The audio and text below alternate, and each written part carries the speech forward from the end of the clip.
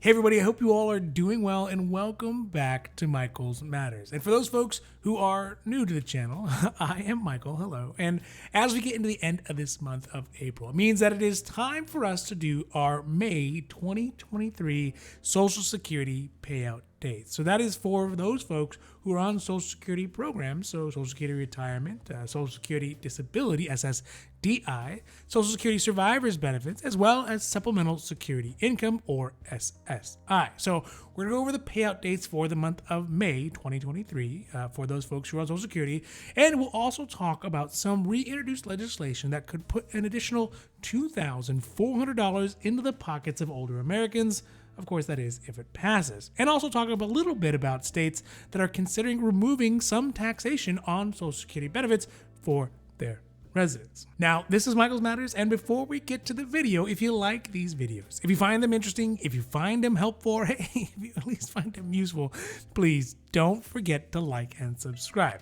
That way you can get updates when our newest and most informative videos become available. All right, now, let's get down to the video. So let's start this week off by going through the payout dates for those folks who are on the various different Social Security benefits. Because this coming month of May, we are finally going to go back to a more standard payout schedule than what we had in April, especially for those folks who are accustomed to getting their SSI benefits, Supplemental Security Income benefits, at the very beginning of the month. Now, first things first, for those folks who are just getting SSI benefits, these benefits of up to, I think it's at $914 for 2023, that is the max, they are going to get paid out on Monday, May the 1st. So first things first.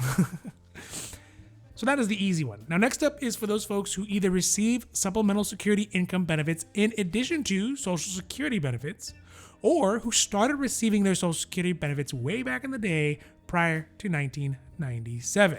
For these folks, your Social Security benefits will get paid out for the month of May on Wednesday, May the 3rd. For these last couple of payments is where things start to get a bit tricky. The reason being is that after 1997, Social Security decided to stagger their payout dates for Social Security benefits based on the time of the month that a person was born.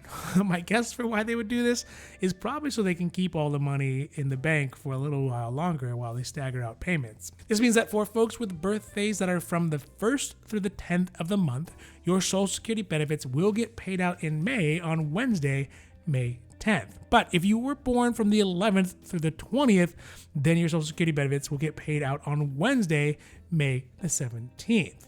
So that is the third week of the month. Now, last, for those folks who were born from the 21st through the 31st of the month, who did not receive benefits from Social Security prior to 1997, and who are also not receiving Supplemental Security Income, so SSI benefits, then your Social Security benefits will get paid out on Wednesday, May the 24th. Of course, the real question is, if you are one of those folks who get Social Security benefits in the month of May, or will at some point here in the near future, the real question is, should they be taxed? Now, in many states, it is not taxed, but, especially in 11 states across the country, they still have local state taxes on Social Security benefits. And by the way, those states in 2022, so last year, were Colorado, Connecticut, Kansas, Minnesota, Missouri, Montana, Nebraska, go Big Red, New Mexico, Rhode Island, Utah, Vermont, and West Virginia. This, in many cases, is in addition to the fact that for some Social Security beneficiaries, really depending on what their income is, they also have to pay federal tax on up to 85% of their Social Security benefits, in addition to these state taxes. Now, I'm not going to go too deep into how the federal government taxes benefits in this video, but if you want to see that one, I'll actually put a link up here for our video about how the federal government taxes Social Security benefits. But in the meantime, some states are rethinking whether taxation on older Americans, seniors, and retirees' Social Security benefits are right or really even fair. This is especially true right now, as in the state of Minnesota, they are looking to pass a state bill that would remove the partial taxes on Social Security benefits for states' residents who make less than $78,000 a year for a single person, or for married couples who make less than $100,000 a year. This is considerably higher than the threshold at the federal level, where households would need to make less than $25,000 a year for a single person, or $32,000 for a couple, to not be taxed. Minnesota is not unique in this respect. Another state like Kansas has also petitioned to raise the income limit that Kansanites can make and still be shielded from taxation on their Social Security benefits in 2023. So that's for this year. Right now, the limit in Kansas is at $75,000 a year in income, regardless of the household, single or being married. This obviously advantages those folks who are single over couples because they can make more money per person. But in the state's measure, HB 2107, if it does pass, it would fully exempt households making up to $100,000 a year, regardless of their status, so they wouldn't have their Social Security benefits taxed, and up to $120,000 a year and still only be partially taxed. Although the removal of state taxation on Social Security benefits would be undoubtedly helpful to those individuals and households who are at or around those current income limits, which are still pretty high. They're still pretty good.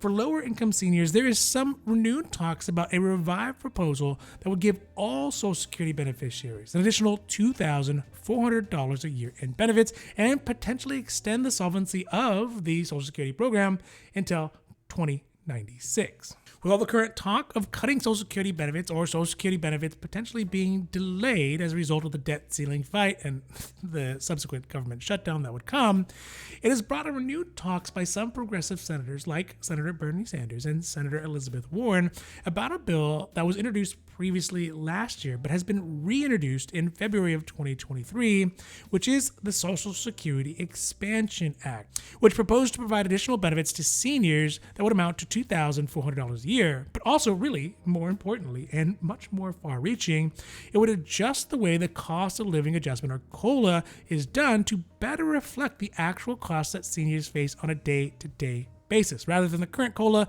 that does not.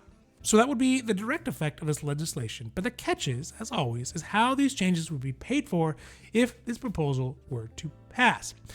Being that it is from Senator Sanders and, to a lesser degree, Senator Elizabeth Warren, the solution is essentially to impose a significantly larger payroll tax on the millionaires and billionaires, and in this case, anyone who makes more than $250,000 a year.